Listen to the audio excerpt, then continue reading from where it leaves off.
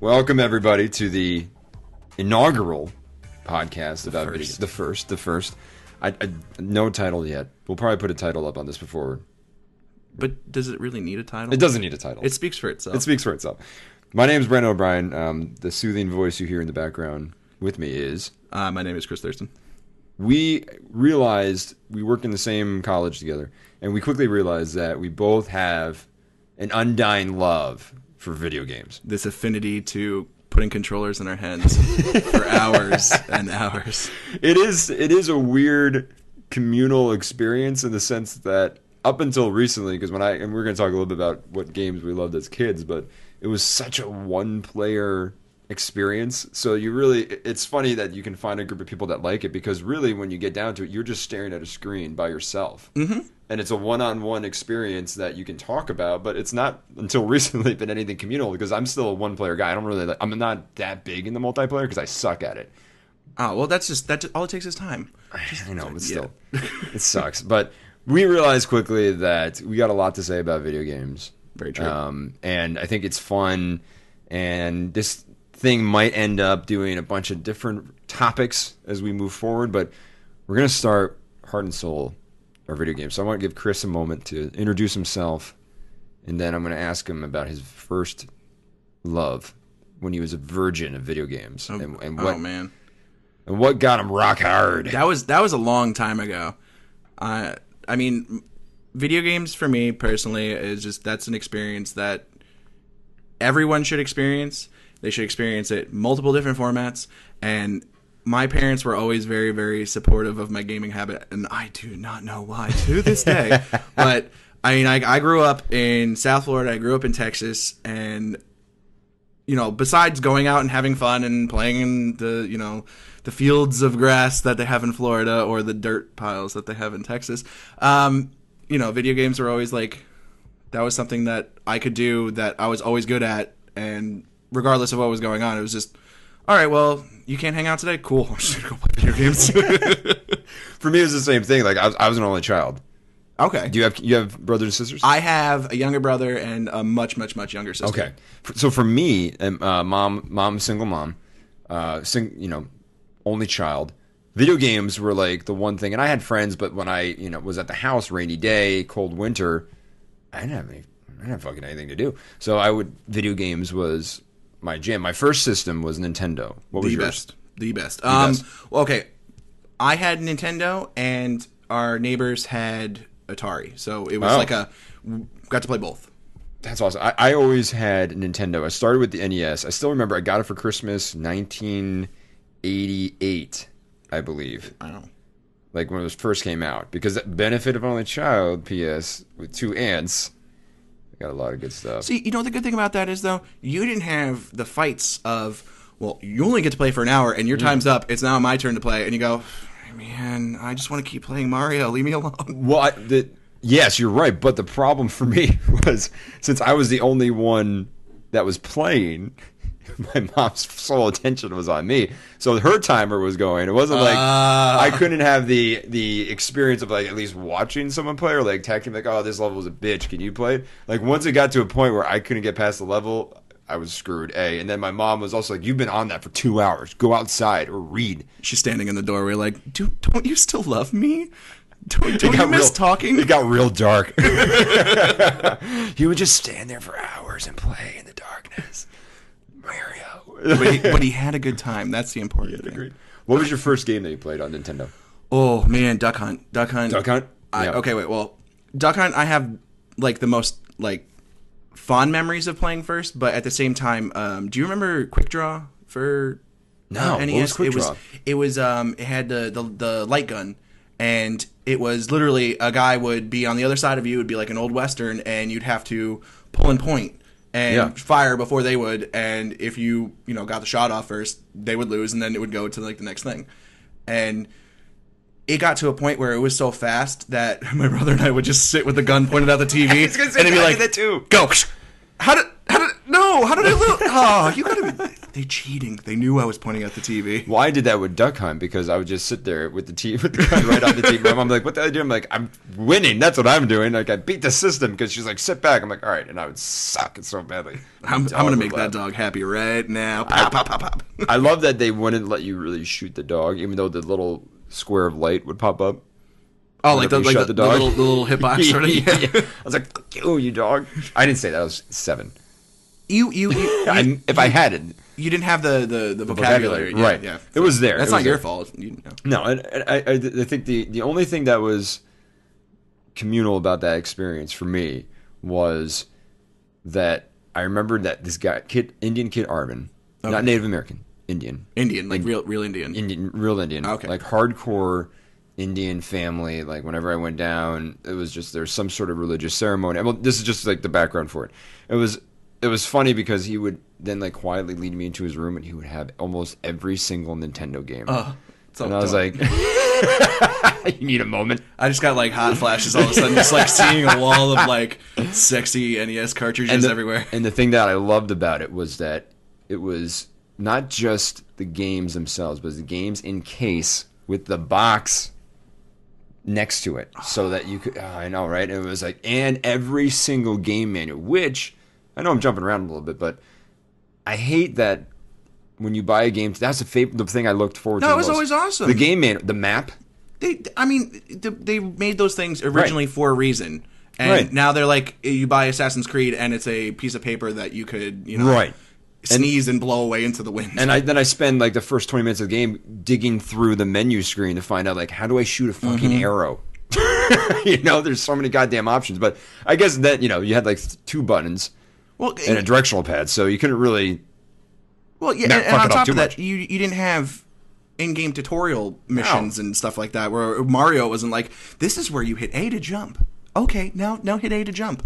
Do it over here again twice and duck. It was like, turn it on, you're fucking starting. You are in this world, things are coming at you. You got to go into pipes that you don't even know what's been in there, but kid, you can do it. You just suck it up. Go right in and just fucking do it. And then that's what I loved then. So Arvin was sort of my Blockbuster before Blockbuster. It was, I would go down there and I'd get games from him for free.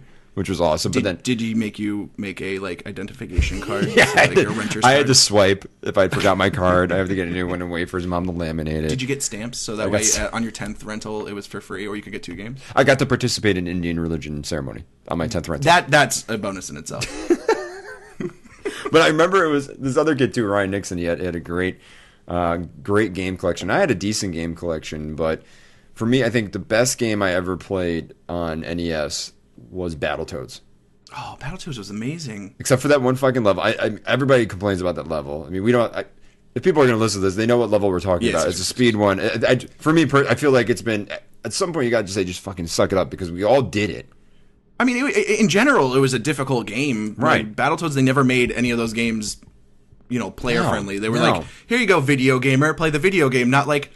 Here you go. We're gonna coddle you throughout the first 15 levels. Nope. Get your shit together and play. I mean, there are some things that I remember, and I don't remember the name of the company, but I remember when I was younger, I'd go to Grand Union grocery store. Okay. I don't know if you know what Grand Union is. I have no idea what Grand Union is, but I'm it's assuming basically like a store? Stop and Shop. I don't know why I'm explaining to you. Like, there's a thing called grocery store where there's meats and stuff. They have food there. Did you know you don't have to kill your own meat? What? So they had a video game section, which they don't have anymore at any... I mean, they have Redbox, but this used to be a dedicated section for VHS tapes and video games. Yeah, a lot of grocery stores used to have their own rental things, like for movies, and when they still had VHS. When they still had VHS. So I don't remember... And I remember as a kid... And when I tell this story, it makes me feel like I was a dumbass kid. But I would play these knockoff NES games, and I don't know which company made it, but it wasn't a cartridge that went straight. It was a cartridge that went like this and then curved a bit. And I don't know how it ever really fit, but it did, sort of, in the NES. And there's a game, it was a Roadrunner game, Roadrunner Wile E. Coyote, that I got through maybe half the first stage, and then it was just... It would just be high-pitched noise, frozen screen. And... me, as an idiot child at 8, would be like, I'm going to return it, and then I'll go back again. When I go back again, I'm sure it's going to be a new one. No, it's the same fucking thing. And it would happen at the same goddamn point. So it's just funny to me. You get these different games, and you don't really see that in today's systems, like the knockoff versions. I guess you do in some ways. You see shitty games, but The Pirate Bay. but and also you have websites like IGN, GameSpot that review them. Nobody was reviewing but Nintendo Power, who, in hindsight, and I mean maybe there's some other at that time, yeah, and then GamePro was the next GamePro, one. yes. Oh, man, I miss GamePro. Nintendo Power just recently stopped. Yeah, that was sad. But really, but now you have an IGN, you have G4. Well, not anymore. G4 is changing too. Yeah, it's Esquire. It's gonna be Esquire. We're detracting. Yeah, we're detracting. That's okay. So first game. So anyway, you that was the risk you ran, and it was always sort of like I have to go by the box, or if Nintendo Power didn't cover it, you were like maybe, and then it was like $10 to rent, and that's a lot for a kid, and a lot to ask your parents for. So I think I asked for that Roadrunner game 5 times. So I wasted my parents $50. Insisting, I was like, it's gonna be different. God damn it! This one wasn't put in the microwave. It's gonna work great. It's curved still, but that's fine. I'm like, that's probably what's fucking it up. Who curves the end of the game when you want to do an NES? It's got a lock system in the back of it. There's a little hands that come out like it's gotcha. It's like curse you knockoff game. So I was a big NES fan, and I was a Nintendo guy most of my childhood. Did you flirt with Sega? Did you ever do that? I had the Super Nintendo and Sega at the same time. Really? And I'm so jealous. I loved both. Well, I mean, it was just me and my brother. It got to a point where we couldn't share time on the Nintendo anymore. Right. I mean, and plus, after a while, those controllers start to like cut into your hands. There's just like you have like a little square indent in your hand. You're like, oh, I've been playing this game way too much. Yeah. But I always loved Super Nintendo. Like Super Nintendo, I still play to this day. Like it was probably, and I mean, I'll argue it till I'm blue in the face, the best system that was ever made because of how easy it was to get everything going. Play the fun games, and it was when games really started to get their shine. And Genesis was fun. Like I remember the first game I had for Genesis was Mortal Kombat, and I got GamePro, and I learned how to turn blood mode on. And my mom was like, "The devil, burn this game! You can't it's ruining you." I'm like, yeah, because I'm really gonna try to just punch somebody in the nuts and then rip their head off. But I've always just like I like to see both sides. Like, when I had PlayStation, I got an Xbox because I wanted to know. I wanted to know why people were arguing about, well, this one's better, or this one's better. Right. Well, just have both of them, and then you have the best of both worlds. I was pure. If you cut me, I bled Nintendo. Like, that was... You had little red buttons falling out of your ear. Like, hold on, I just got to clean this out real quick. Asian men just flying out everywhere. So, I was so just annoyed with people. I took it personally when they were like, Nintendo sucks. I was like, fuck you. Again, I was like 12, so I was like, you're a jerk. So I just didn't understand it, and I don't know why. Like, and then I would go watch my friends play Sega. I'm like, actually, this is pretty fucking cool. And I'd be like, but I can't admit it now. I'm too deep in Nintendo. It was like what would Mario say? I felt like I was cheating, like looking at him, like I can't look like I was at a strip club for like video games, like looking at Sega, just like no, like oh it's so hot. Oh, Nintendo can't do that, you know. I still say Super Nintendo far outranked the Genesis. It wasn't fair to Sega, like they didn't have the clout when they were getting into it. I mean they had been a company for a little while, but it still doesn't matter. Like Sega or Nintendo had everybody. They had every gaming company was like, yes, bow down in front of the Super Nintendo. Bow down in front of the Famicom because I love it. And, they walked around like they were the shit. Like I remember Nintendo dominated the market. Sega was that splinter kind of like alternative to Nintendo. It wasn't even branded as its own sort of thing. It was branded as we are different than Nintendo. It wasn't branded as we're Sega, we're the best. Yeah. That was how crazy popular Nintendo was. And you're right, the games were awesome, and I'm a big RPG guy. I love my RPGs. So Super Nintendo had Final Fantasy III. Still fucking play that to this day. I'm playing Chrono Trigger on my phone. Oh, I have Chrono Trigger. I have Secret of Mana. That's an amazing game. That is a ridiculously hard game. And it takes a lot of time. It takes a lot of time. And that's what I enjoyed about games back then. And also Super Mario Land, or not Super Mario RPG. Yeah, that was Legend of the Seven Stars. Fantastic. For anybody that has not played that game, you're doing yourself the biggest disservice. Yes. Especially if you say, "Oh man, I'm so big about RPGs." That's the game that you need to play. You haven't earned the right to say the 3 letters together RPG without saying I played Super Mario RPG. Earthbound was another game. That's with Ness, right? Ness. Yeah. And the Rockets. You played that too? I didn't get fully into it. It was a good game, and I won't take anything away from it. It's weird, and it was one of those that when I got it, I just didn't know what I had gotten, and so I played it, and then I think around the same time I was already starting to graduate past RPGs to playing more platforming and only back to platforming, I guess you could say. For me, Final Fantasy III, we both played that, so we can talk a little bit about that. Mm-hmm.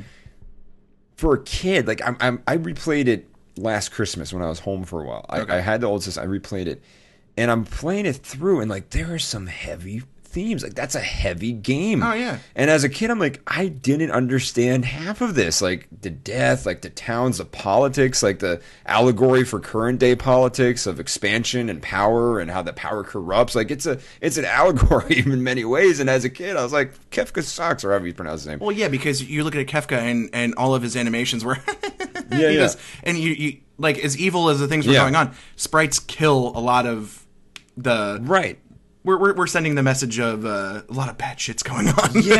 and I mean, there's decisions like I know the decision that when I first had to make it, I was so nervous, and it was, do you wait for Shadow or not on the continent that's falling from the sky? And the timer is, for those not familiar, we'll touch on this a bit. There's a sequence in the game where the main bad guy Kefka gets all the power, moves these statues that have mystic energy, and this mystic energy propels the continent up into the sky. So you have to split, and it's the concept too is crazy back then of splitting your team, because you had like maybe 16 playable characters at that point. Mm-hmm. And they ask you to split into 3, and you're like, what? No. Why would you? No. Yeah, we're a family. Yeah, I know. And then you're like, oh my god, I have to measure out like who's a mage, who's a thief, like all these things. Then you were screwed if you didn't level up the one guy. Like Locke, I wasn't a big fan of. Oh, see, I liked Locke. I mean, Sabin was my man. Well, because he had like some of the sickest moves. And Edgar, I liked his tools. Because when you had the tools early on, man, that's when I knew. I was like, drill. You were in every single party that I ever made. I can't have you. Oh, well, I'm just gonna pause the game for a week. So that concept of then you had to split the team, and then there's a sequence where after you beat the main, I think it's the some type of dragon you beat. I don't think you actually beat Kefka yet. Like he kind of runs away. No, that's still. There's some sort of dragon you beat. I don't know. It's Final Fantasy. There's dragons everywhere. There's dragons in Final Fantasy? So you're about to jump to your ship, and if you picked up Shadow, it goes, wait for Shadow? And it's such an innocent question. And you're like, yes. And then nothing happens except the countdown keeps happening. And then I'm like, and then it's like, wait for Shadow. I'm like, how long can I wait for this guy? That's the first time you're pissing yourself going, I might do something stupid. I might. And then that's also the era of save points, which, again, for those of you who haven't had the pleasure of playing Super Nintendo, saving wasn't as simple as just hitting start and save. Yeah, no. You find the twinkling thing on the map, and if you don't find it, you're screwed. Yeah, and then guess what? You're going back to wherever you last saved, even if you went through about 100 battles in a row. So that as a kid, I'm terrified as a 12, 13-year-old playing this fucking game. Wait for Shadow, and it punches you right in the nuts, because it waits to like 2 seconds, and then the asshole shows up like, oh, sorry, thanks for waiting. Then you finally jump. That's so anticlimactic. He's like, oh, thanks, and then you just jump down onto your airship. Let's go. Yeah, let's go. And then the option, if you wait, you can find him at this, because at the end of that sequence, the whole world gets fucked up. It's like Scorch, which is another thing that is still ingenious to me this day, of the concept of 2 worlds, where you start in one world where you do all the things, and then the second world is just you are back to square one with Celeste on a fucking island. Welcome to your progress doesn't mean shit anymore. Yes, and it was such a... Did you enjoy playing this game? You could enjoy playing it for a second time. And the second time through is brutal, because it's more open, and that's the other thing that's a punch to the stomach and a kick to the balls, is because it's one of those games that you are led sort of on a linear path for the most part. The first half, like, you really can't deviate too much, because they're forcing you to go visit South Figaro and then go to the king's castle and then go under. Once you get off the island after the world ends, it's like, where do you want to go? And I'm like, isn't there a prompt? And then there's no prompt. No it's just start walking. And then that's what I did. And I got my ass handed to me by these crazy amped up leveled monsters. And they don't hold your hand. And that freaked me out as a kid. I turned it off for like a week because I was like, I can't fucking handle this game. Do you know they actually tried doing that in a game recently? Have Really? you played Dishonored? Yes. Okay.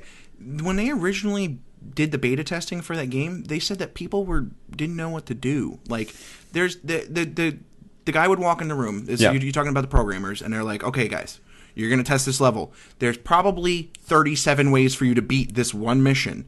Go. And people would be like, okay, so we're going to start walking around and go over here. And nobody could get it because they were just like, they were waiting for it to say, okay, hit X to hop over this fence and then slide behind these two people, which they dumbed it down very slightly. Right. I mean, like, that's an old school gaming thing. It's just like, sorry, you're not getting your handheld, and the only way you're going to do that is if you buy the coveted RPG guide. Oh, God, those guides. I needed that guide. Oh, because Did you buy them? Oh, yeah. Dude, there are pages that are sorely missed from my Final Fantasy VII strategy guide. Like, I think I went to bed with that thing. I took it to school with me so I could study boss fights that I was going to have. Oh, and the boss fights were also a kick to the nuts because most boss fights in games today give you some prompt, and I know we're I don't care. Fuck it, we're skipping around a lot. That's right. There's a lot, and there's a term for it, and you help me out with this. When they give you a prompt like hit this button, then this button, then this button. Oh, QuickTime. QuickTime, thank you. Yeah. A QuickTime, and I don't like QuickTime sequences.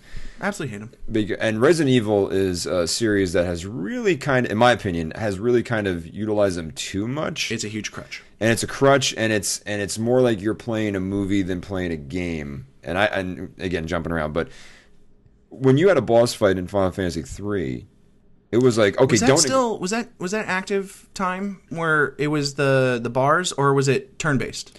I think you had the option to turn it on and off. Yeah, I did. Because I remember for Chrono Trigger, it was like the active or wait. Right. Yeah. I always did wait because I was a pussy. I was like, I need time to think this through. If I'm going to use this spell, it's going to use 3 MPs. Yeah. And I don't have any more ethers. Oh, what am I going to do? And then the game always had a way of, because in those games I loved it when you had the one healer. Because I was the guy that always like amped up all my strength guys. And I was like, fuck it, they don't need to know cure. And I was like, Sabin should probably know cure. Because I would get to the point where in the sequence, Celeste would be the one mage that had like cure 3. Everyone else had just a remedy potion or cure 1. And I was like, yay, cure 1, try it, Edgar. And there'd be like 20 hit points. And then boom, boom, boom, like 500 death stare or doom or all this other shit. I was like, I'm fucked. So I remember the games were merciless with you. And you really had to strategize and think and armor up. And what do you spend money on? And I think that after a while grinded on me. And I think in current days, if you talk about a World of Warcraft where, again, if you're a part of a team, you kind of have to spend days and days and days leveling up. Welcome to the grind. And again, it's a grind. It's like a job. Uh-huh. And my mom would be like, oh, how's your game? I'm like, oh my God, it was so much work today. And people were complaining because I wasn't going fast enough. I'm like, the dragons were bastards. I just, the loot was there. I needed the pants, and he took them. Yep. Now we don't talk. We don't talk anymore. We used to text each other every day. We don't talk. So it's this thing where it's like, I just want to play the game, but I'm like, and I would read up on the guidebook, like, you need to be level 400, and I'd be like, I'm level 10. I'm gonna die every time. Yeah. No, and that's another thing that they did in handheld with, or hold your hand with RPGs, was like, you didn't know. Yeah. First time going into RPGs that you needed to grind. It was something that you were going to have to do. Right. So suck it up and do it. Like my first playthrough of Chrono Trigger, got my ass handed to me nonstop. Second time playing through, I remembered that, I can sit here and fight this robot 800 times and then walk out and eat that same soup, like the little sandwich pack. It was like, yeah. Oh, Chrono, you're a pig. You ate everything. So I would do that, and then I was like, I mastered the beginning of the game because I just didn't have to worry about it anymore. Right. Because for an hour, all I did was sit there and go, attack. Haha, I beat you, robot. Give me those SPs because I'm going to save up and I'm going to get that cool load sword. Yeah. And then walk around like, nah. And then you get the load sword automatically. Oh, yeah. And then, for me, Final Fantasy 3, and then also the last battle with Kefka. where it is tiered. That was the other thing that was like a mind fuck to me as a kid, because he ends up being like 3 or 4 tiers where you knock down, and it was this like really kind of grotesque but almost medieval Greek mythology drawings. That was a crazy thing too. Yeah. The art of Final Fantasy 3 is beautiful, and Oh, it's gorgeous. you would knock out one level, and then I was like, I beat him, and then be like, oh, but he's not disappearing. Then the screen would just go up. I'm like, who are these like 3 half naked ladies holding his head? Like, what is this shit? And then you finally get to the final level, and it's him like in this sort of, godlike pose, just like casually finger pointing towards you, and he's just unleashing these crazy fucking spells. Please don't put any spells on me.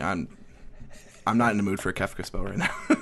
And then that was the other thing too, like, and the spells and all this other shit. Like for you, like, did you spend a lot of time as a kid leveling up, or did you feel like I did when you just like, fuck me? Towards the end, when I knew that I didn't have a choice anymore, because I just tried to play through it as fast as I could, because the game makes you want to play it. Yes, it's like willing you without your permission, I guess, because you're just sitting there like, I'm gonna have fun today, and it's like, no, you're gonna have a lot of fun. You're going to keep having fun, and you're not going to be able to leave. Yeah. Oh, by the way, you got to do all of this stuff on the side, but you're going to have a great time. But for me, I would get to like hour 3, and then my eyes would feel so dry. Yeah. And my mind would just be like numb, and it was work. You get that weird pain in your thumb from just sitting there holding the controller. Yeah, it was terrible, and I would have to be like, oh, fuck, like I can't do this anymore. I got to take a break. You got it's borderline health crisis going on at a young age. You're like, man, what am I doing with my life? All this pain and anguish. And Chrono Trigger was awesome because it deals with time travel, and the thing that really punched me in the gut, kicked me in the balls, and that aspect was time travel. There's a way, because that was the first game that I played that had the New Game Plus, which is the concept of you play through one entire cycle as a gamer, and then all your experience, your levels, your armor, your weapons, your spells carries with you, and you can start at the very beginning. I was like, oh, that's so fucking cool. And do it all over again. But this way, like, goes by so much faster, and it's kind of cool but then that game, and I love the concept. They allowed you at that very first level to go up against the main boss. Up against the main boss? Yeah. That was unthinkable to people, because you would play it and you'd be like, oh, I played the boss. Okay, all right. I know this one. And then they show you another boss, and you're like, I think I can tackle this. I got this. I don't know the strategy, and then you get to about halfway through it and you're dead.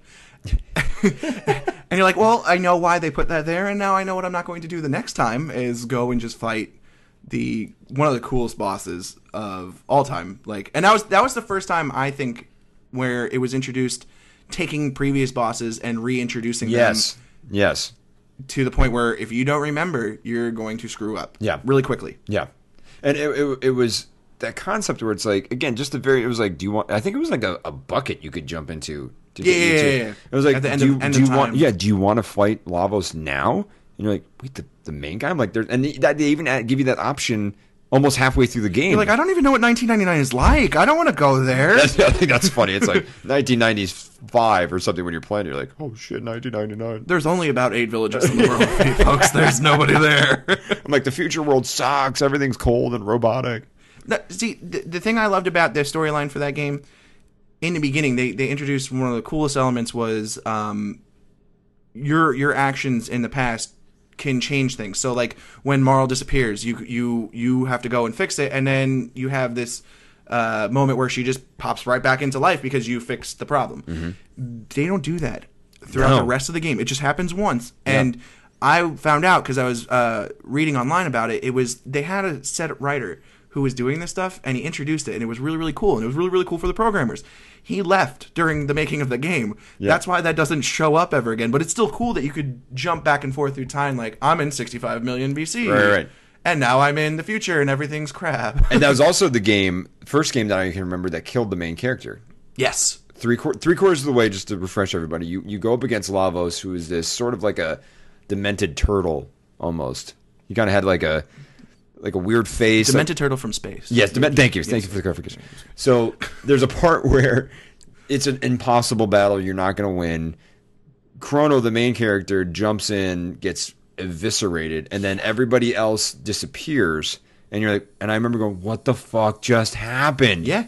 And then you get, all of a sudden, it's like, hey, Magus, you're going to be in my team now. Yeah, because you get mad. And that's the other thing, too. Like, do you take him or do you leave him at the cliff? Like, you have that option. I always think, yeah, of course I took him. He has a Sith.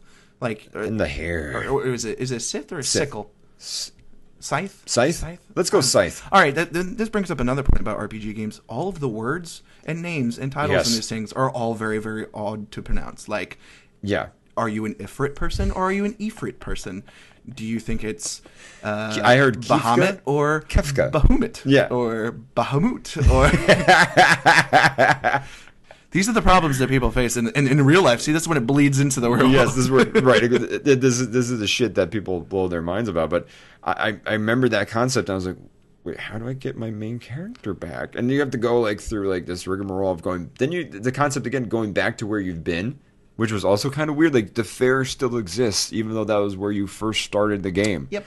And you got to go back to the fair. And that's why they don't have the time. That's the word I was thinking of. Paradox. Before. Paradox. Yeah. They don't really occur as much later in the game, and that would have been a perfect one for it to happen. Like you can change some of the world environments and make them like play towards the storyline. I still think they did a great job with it, though. It was still a lot of fun. Oh, it was overall it was a fantastic game and a funny game. Like you can, and again the time travel concept, like leave Robo in the past, but then pick him up in the future, and then it changed the landscape of the world in which you lived. Where so you went through this desolate desert the first time through. Robo helps this lady plant, and you can see him, and you can visit him in the 600s, and he's working his ass off, got a little bandana on, planting seeds, and then you jump to current day, and it's a beautiful forest, and there's a memorial to him. That's what memorial to him. You go up, you wake him up, and you tinker with him, and then that also introduced the concept of the girl with glasses. What was her name? Luca. There's a part that's really kind of fucked up. Or if you're a weird person, you say luck up. But luck up. There's no it's luck up. Weird.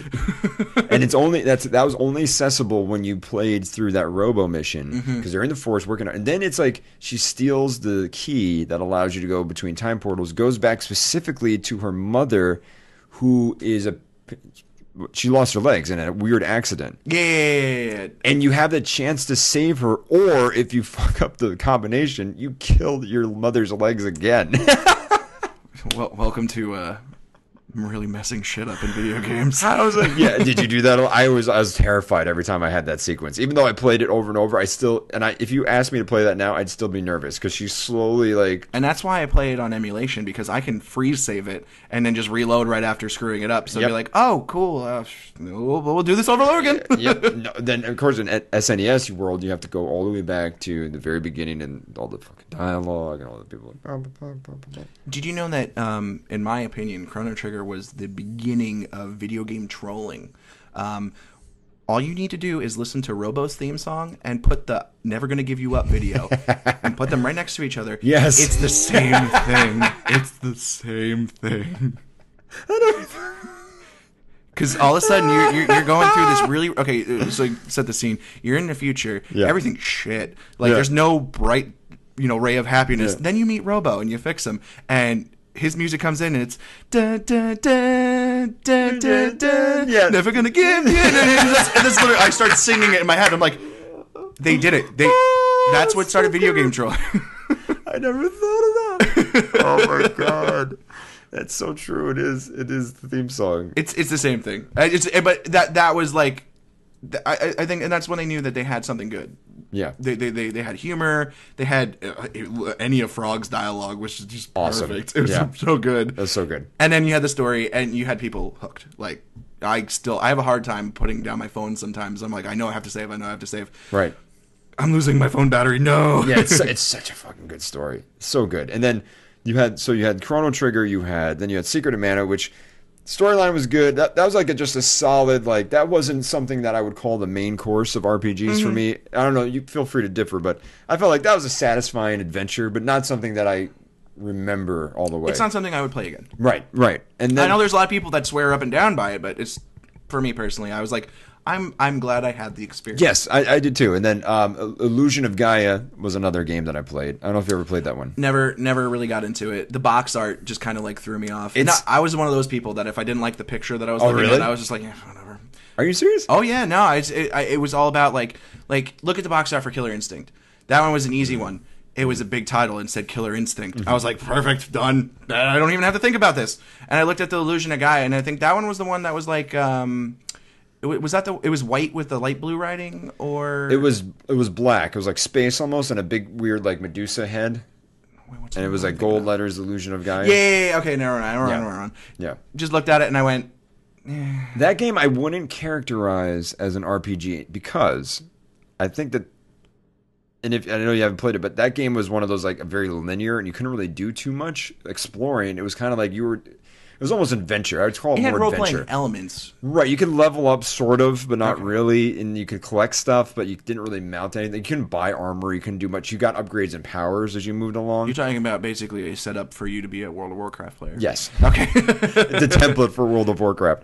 And then Earthbound was just heavy, thematic, and then the ending. You know the controversy with the last boss, right? No, I literally, it was one of those games where I picked it up and I started playing it and I never got all the way through it. It was just, I never, like, I guess, muscled through it.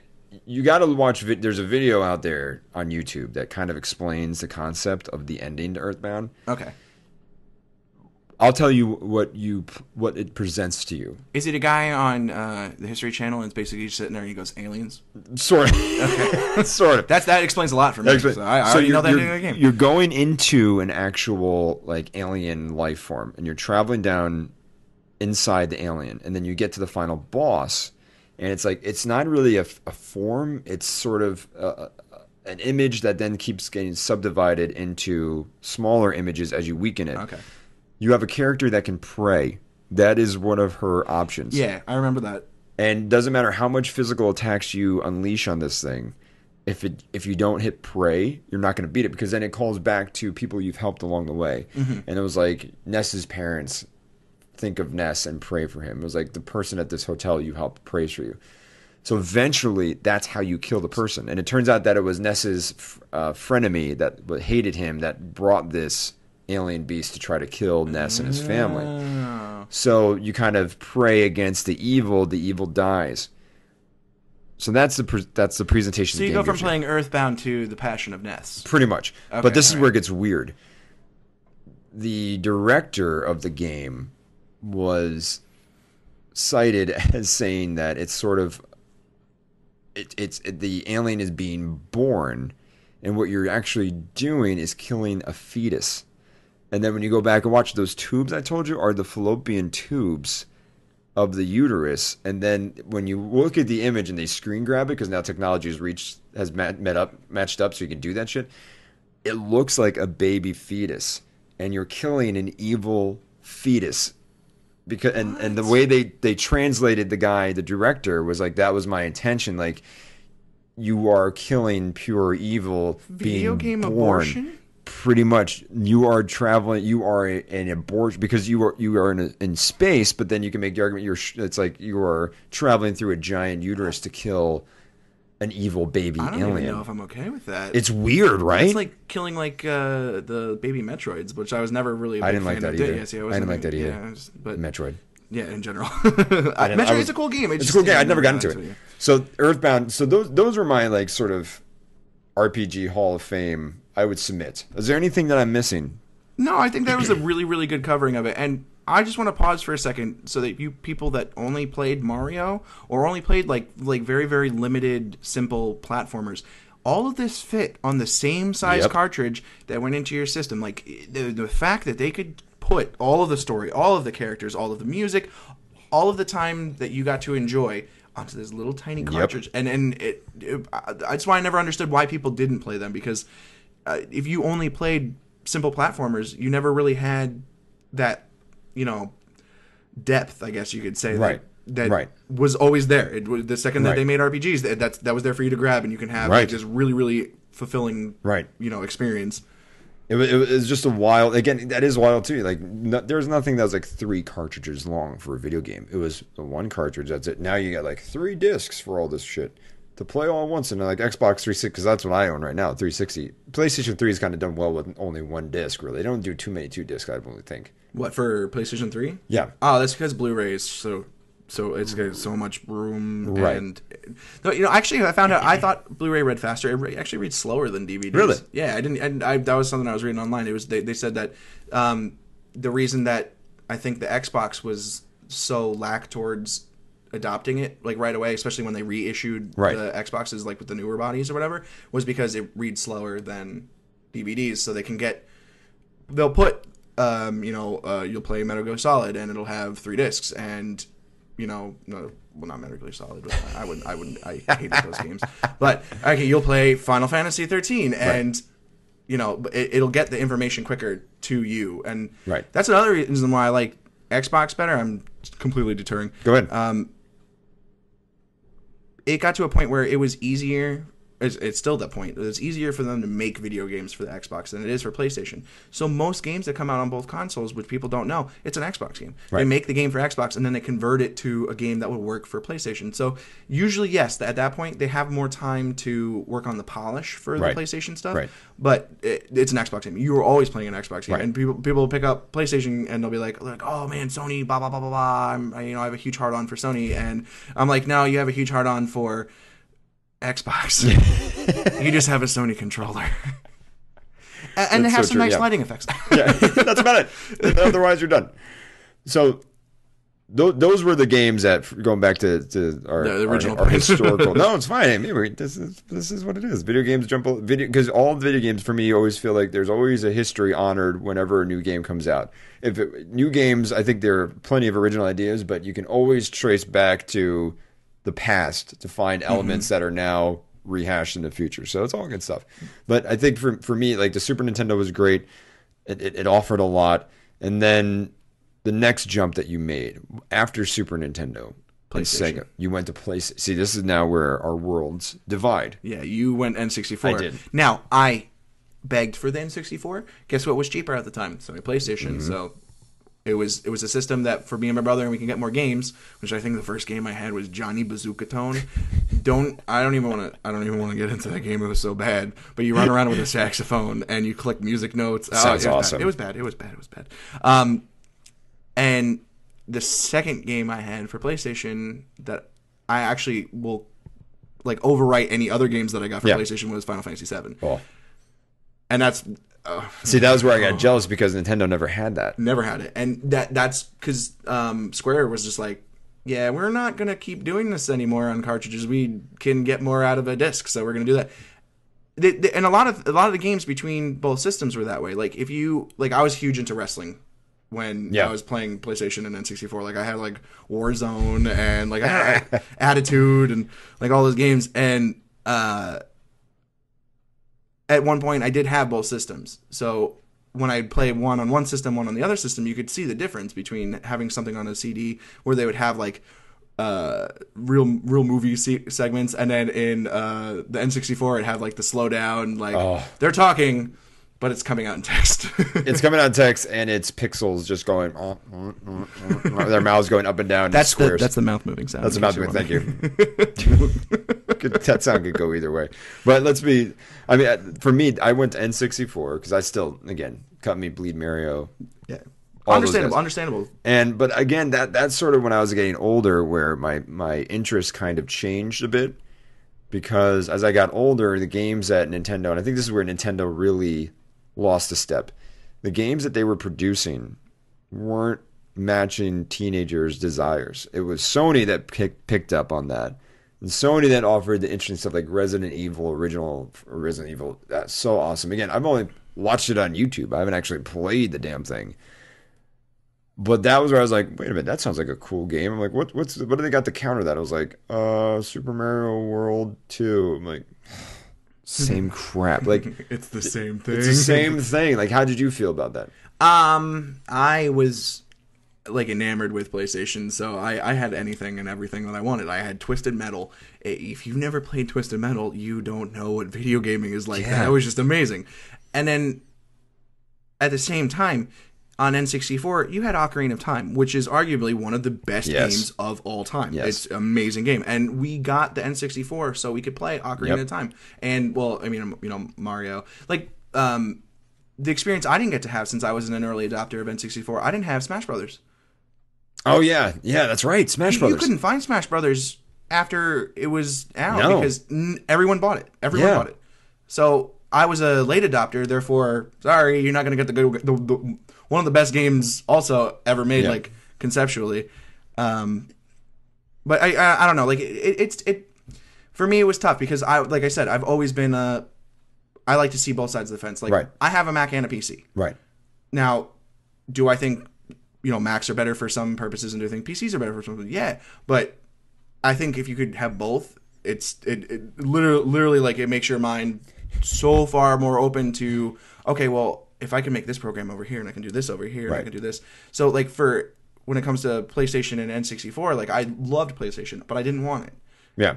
And when I had it, in the beginning I completely mistreated it, and I had to apologize a lot. I bought a couple bottles of wine. We talked. It was okay. Snuggled. No, actually, I wasn't big into snuggling then. I was too young. You're like, the wine's enough. Yeah, Leave no, me I alone. I'm 14. drink by yourself, all right, man. I can't drink with you. You know this. But I even forgot even what I was talking about. Because I'm still remorseful about how I treated my PlayStation. But I really, really, really wanted the 64. And then when I had it, I was like, oh, everything's amazing. But then sitting side by side, I was like, oh man, Yeah. Everything's cute and bubbly. Things can get really, really, really bad. Yes. Everything's got round corners. People have got some swords that look like real swords for once. Well, that was the thing too, where after a while, and I don't really have. I have Star Fox 64 was awesome. That game is still fantastic. Ocarina of Time, like you said. Super Mario 64 is also on there. Amazing. Pilot Wing 64 was enjoyable because at the time, as a kid, I was like, these graphics are sick. Like they really tried their best. Is that the one that you could get into the cannon? Yes. Yeah, that was so cool. You shot Mario, Yes. was it, or you shot your character? You shot your character into the bullseye. Yeah. And if you're bored like me, you'd shoot him directly down into the ocean. See, and he goes up, and Or it'd just be like really like a. They'd be like, you failed. I'm like, no, I didn't fail. you go into the spots where they just like stick their bodies. Yes, out. and you're like, yeah, that's it. But the Nintendo 64, then they tried to introduce concepts like the Rumble Pack, and then Which was cool. which was cool, kind of cool. I mean, it was a precursor to the what PlayStation 2 did accurately, is actually just put it into the DualShock, put it into the remote. Don't bother trying with this big ass extension. And then they had the expansion pack, which was the big thing. No, the little red cartridge. The little red cartridge, Yeah. because you needed that for the mask. What's the Legends Majora's of Majora's Mask? Yeah. Dark game, very dark game. Yeah, and that was the one of the first games where it was like, you have X amount of time, go. Yeah, Well, and everything you do will reset if you don't if you don't finish it in time. good luck, buddy. Yeah, have fun. Have fun. The giant moon that was terrifying is going to come and crush this land of Hyrule. with probably one of the most awkward lurking faces. Yep. On a moon, I Yep. guess that you could say, but it was Yep, it was very rapey. yeah, it was yeah, because it was Yep. like that. The eyes were really, really wide open, and it's like, I'm looking at you. And it would be like, get like a snarl going and growl. It just had that etched look that Yeah. it's terrifying too if you were young. Terrifying. Absolutely terrifying. So that was my experience. Like, and I think I don't have the same level of fondness that I do for that system as I do for Super Nintendo. That's just me. Like Nintendo 64, I don't have the same memory of. Yeah, no, I if someone walked up to me and been like, "Hey, I have a Super Nintendo that I'm trying to get rid of. I've been sold. I don't even know the number. I'll buy it." If someone was like, "Yo, I'm getting rid of a 64," okay, I'm giving it for free. Yeah. Okay. Yeah, like I'd be It's like, got all right. games. Yeah. Oh well, yeah, maybe. I don't know. Does it have GoldenEye? Yeah, it does have GoldenEye GoldenEye. was slappies. Also, one of the best games ever made. That was like it had some core titles in the beginning of its run that you're like, oh, good, because all those kind of came out. Then it was Majora's Mask was sort of the last big title in my mind, unless I'm missing something. I don't. I mean, I agree with you that it was, as far as like is on a grand scale of Right. being epic. Right. What about when did that come out, after or before Conker's? Oh, well, yeah, that was pretty big, and then Donkey Kong Country was big. Yeah, But I think that was sort of in the middle era. that's another one. I will take the Super Nintendo version of Donkey Kong over Yep. the N64 one, hands down, any Yep. day of the week. I've Yep. beaten every single one of the games, Yep. and I loved it. Super Nintendo was the best. I enjoyed that a lot, and I think, and then so that was for me my Nintendo 64 experience. Any other games on PlayStation that you were like absolutely love? I loved all of the Twisted Metals, I thought just the concept was amazing. It was okay, Destruction Derby, but you have guns and napalm and Right. You telling this really, really, I'm talking dark stories. People are like, they're, and if you've never played the game, basically the premise is everybody is a lost soul in this game, and everybody's got their lost soul badass mobile. Right. Which, like one person, Mr. Grimm, he rides a motorcycle, and then you have, who was it? Dollface was the one that had the big truck. Yeah, it was a clown guy, right? Was it the clown that had He the had truck? the ice cream truck. Clown had ice cream truck. Dolph. Yes, I think he had the. Yeah, you're right. Yeah. So it was, and it was just like, and their stories were like in a past life, this thing happened to them, and when you play through the game, you're in this tournament to win a wish from the guy that's running everything, and he basically is kind of like promising you the world, and every time you played through it, you get what you wanted, but it was never right. It's like the bad wish genie, like right. Here you go. Oh, I'm taking everything away from you. Bye. right. The consequences were really bad, and like that was really dark, and it was like that would.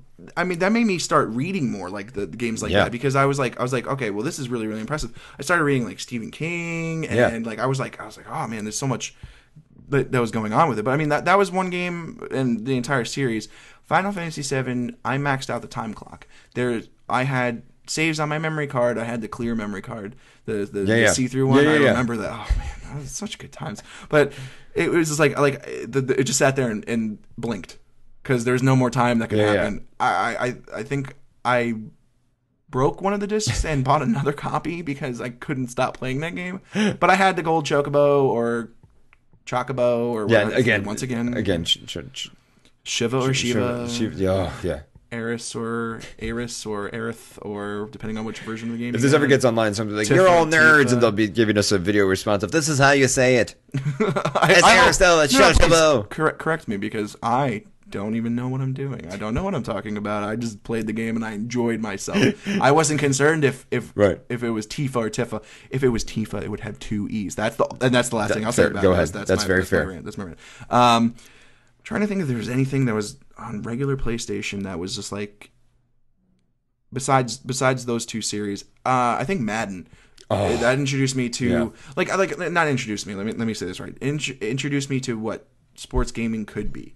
Like Super Nintendo and Genesis, you had like the NHL games, which were so much fun. Yeah. And you had the old Maddens, and you had the like those sports games were fun. And then you added a whole like new dimension to it, where you had hitboxes for your players. Like when your running back is running, they can hit you because based on the parameters of the game, that's where they're going to attack. Right. And it was fun to watch. Yeah. But I didn't like shooters when I was a PlayStation, like regular PlayStation. I didn't get into shooters until later games. Yeah. And I think Xbox was one because of the controllers. Oh, yeah. I love the Xbox controller. I love the first, mecha controller, basically, because that thing weighed like 15 pounds. And then when it came out, the controller S, which is the best controller ever made. I will argue anybody till I'm blue in the face. Besides the Super Nintendo controller. Yes. And the DualShock. Yes. But I think those are the games that really defined PlayStation for me. And then, I mean, N64, like, I'm just glad that I got to experience Ocarina of Time. My brother played through it first. He loved it. He was all about it. And I wasn't a big Zelda person. When I was younger on NES, my dad had played and beat Zelda. And then I played and beat it, and I did it much faster than he did. So he stopped playing video games for a little while, and we It's still a sore spot. But I watched my brother play Ocarina of Time, and when he got towards the end of it, I was like, oh, you know what? Let me give this game a shot. Yeah. I learned that if you have the fairies in the bottle, you don't die. Yeah. You just regenerate. Die and then da-da-da-da-da. Yeah.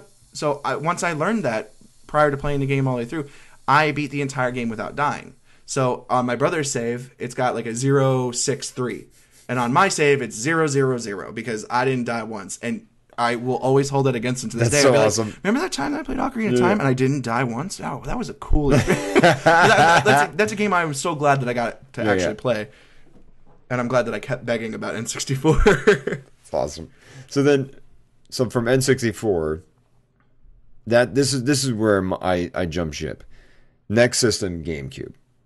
Really? I didn't like a GameCube. I said, you know what? I'm going to buy PlayStation 2. So, so you got the GameCube and you didn't like it? Or No, I never used it. Never played it. I played it with friends, and I was like, I just liked the direction of PlayStation 2 because it had Grand Theft Auto 3, it had Resident Evil 2 and 3, and all so forth. And it was Twisted Metal Black. Twisted Metal Black.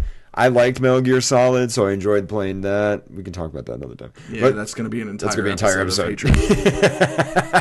I can go to lengths about how much I don't like that series. Where did you go next? PS2. PS2. So did you pick up a GameCube?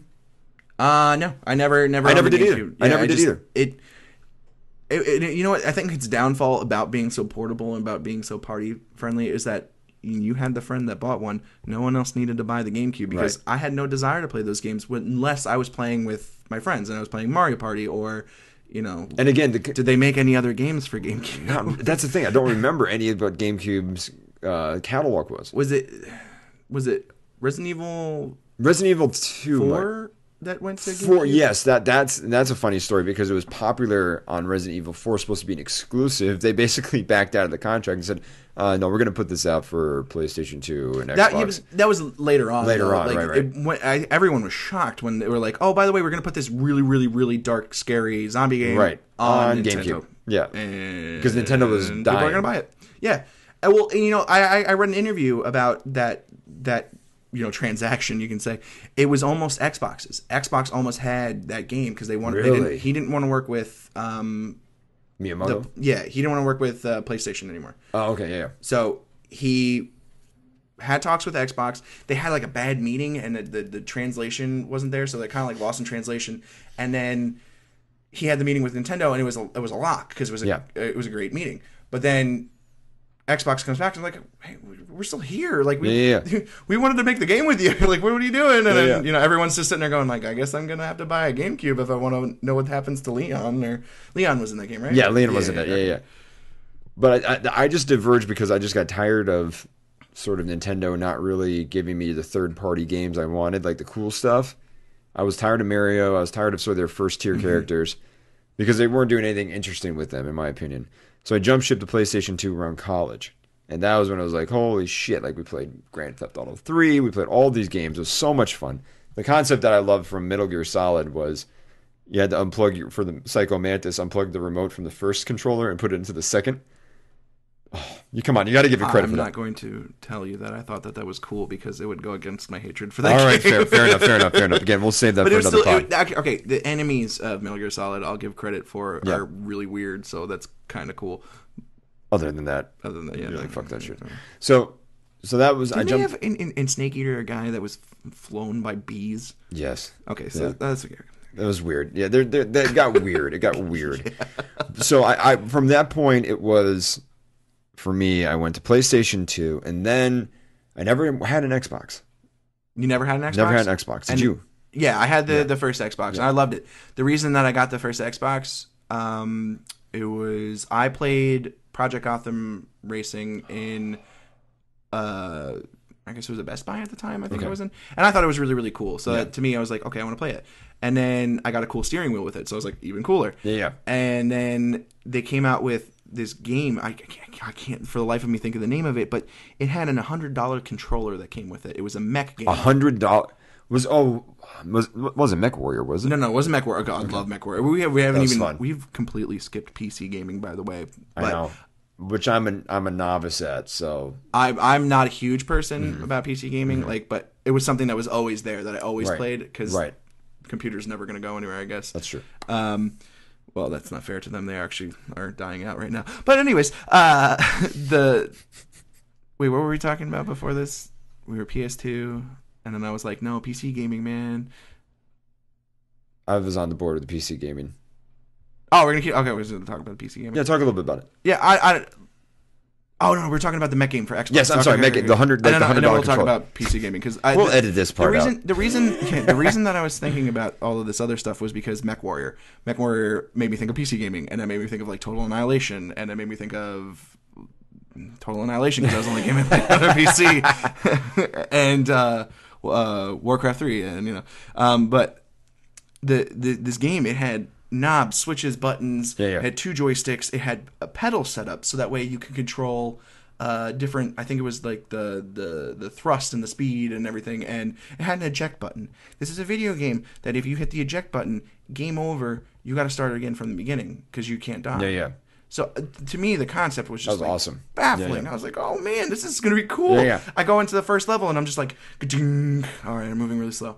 All right, I'm getting a little bit faster. Oh, I'm getting shot. Oh, I'm dying out. Look at that. My eject button is flashing red, and I'm dead, and I'm starting over again." And that game took me a very long time to get into. Yeah. But I adopted Xbox early because I thought Xbox was really, really, really, really cool. It's just, and it was, it was different.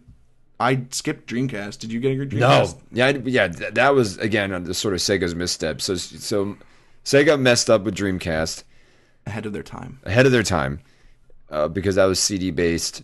That was something that, in hindsight, that probably they just, again, you're right, ahead of their time, a little too soon. The VMUs with the little display on it. It was so cool, but it was too cool. It was too cool. It was like too hip. You know what I mean? It was too hip for the common person to understand it in my way, like to really get the system. I had interactive memory before the Xbox. Yeah.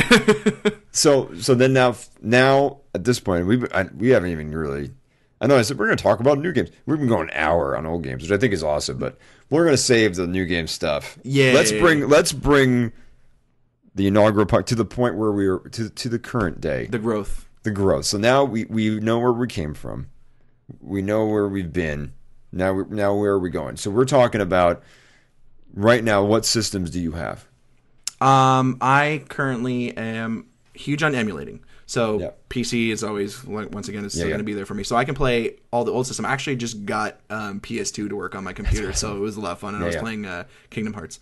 That's another. There's so many good games. We need to we'll do another cast where we look through a list of games where we forget to talk about. We're just gonna pull up a list of old video games and go, "Oh, I played that. It was fun." And then that's all. People are gonna be like, "What game?" Yeah, no. Look at the list. Tell you, that one sucked. That was great. If you don't look at the list, you're not gonna know. And Xbox 360. Yeah. That you cannot live in the world without Xbox 360. No. And if you're a PlayStation person, it kind of makes me feel a little sad on the inside that you don't have Xbox Live. I pay for something that doesn't break and doesn't lose my account information like PlayStation did. Or go down for 2 weeks almost. Yeah. It was, and I too am an Xbox 360 guy. So now we have some common ground. We had a diverging path. We were together and then we split. But it made us better for it. Yeah, we learned. We groups grew. Of knowledge from different locations. We grew with each other. We got real intimate on this thing. So now that we've done the history, I think for me, now we know where we are. And I don't want to get too in depth because we're already a little bit past an hour already with our podcast, which is awesome. By the way, did you have fun? Oh, I enjoyed it. It was every good. Waking moment. Every waking moment, every hour, 2 minutes that we're into right now. I think 51 seconds. We'll probably wrap it up just because I think we hit a lot of stuff, and we could spend another 2-3 hours on and on. Oh yeah, you know what else we skipped? What? Game Boys. Oh, shit. See, I didn't handheld. Okay, I think we might have to have a separate thing just on handheld. On handhelds. Yeah. Virtual Boy. I love that. I played it once and I got a migraine. I never had a migraine in my life since. Was that playing video games in black and red? Yeah, it was like the virtual reality bullshit. Yeah. That was an experience. It was an experience. One that I was like, I don't know if I need to shit myself or vomit because everything hurts right now. I mean, the kid in the commercials looked like he was having a great time. So, I mean, and he was also on space all of a sudden in real life, and I'm like, I don't see space. I see red lines and blackness, and I don't think this is virtual reality. I think you're feeding me bullshit. These are all things that there's so much about video gaming, which is awesome. So, final thoughts on history we've talked about. Anything that you want to chat about real quick or mention that we forgot? Long live the Dreamcast. It was a system that was so undeserving of its death. It's a system that was released before its video games came out, so it died before it even could live. And I think that if you don't own an Xbox 360, even though most likely, according to rumors, next year is going to be the year where 720 or Dakota or whatever they're calling it. Yeah, that's and then Phoenix, the PS4, the PS9, where we're going to have a little orb and play video games in space. These things are happening next year, but you're doing yourself a disservice to not go out and pick up an Xbox. Yep. play Halo. Play Halo till you can't play Halo anymore. I'm trying to think of Xbox exclusives that made it worthwhile. I mean, even the cross-platforming games, Right. They're better on Xbox. They're Right. always better on Xbox. It might look prettier Right. on PlayStation. They all play better on Xbox. The controller is so comfortable in your hands. It feels absolutely natural. It doesn't. Right. It felt so good that Nintendo stole it for the new Wii or whatever. We haven't even talked about Wii. We'll get there at some point. Oh, we skipped a Wii. How did Well, I look at Wii as current day. So 360, PlayStation 3, Wii. we skip toy video gaming? There's so many things to talk about. For me, my final thing is I think is just that having played all these games, it's amazing to see where we've come from, and that some of the same, the tropes, the themes, the elements are still in current modern day gaming, which is crazy to me. Oh yeah. But also, this I think another discussion we can have is sort of now we are babied almost as gamers with introductory levels, with hit this button, do this. Whereas again, like we talked about, when you played an RPG on Super Nintendo, you just had to go with it. There was no the manual was in your hand in the paper form. It told you what button to hit. That was it. You used your brain. Use your brain to think about it. You didn't have cutscenes that hit X and then you won the game. Like all of Call of Duty's finales. Like, fuck you, Call of Duty, for making the finale like hit X, then Y, then B, then A, then you beat the world. I mean, okay. They couldn't really do anything better than that though for those games. For those games, like, come on, you know what I'm saying? Yeah, no, I agree. I completely agree. Harder. I don't like being babied. No, I'm an intelligent person. We both are. Maybe not the kiddies that play the video games nowadays. I think it's mostly because of the young gamers, but this isn't a whole another subject. Yeah, I agree too. But I think now this was fun. Did you have fun? Oh, I enjoyed this. I just had my podcast cherry popped. We're gonna high five. High five. Clap.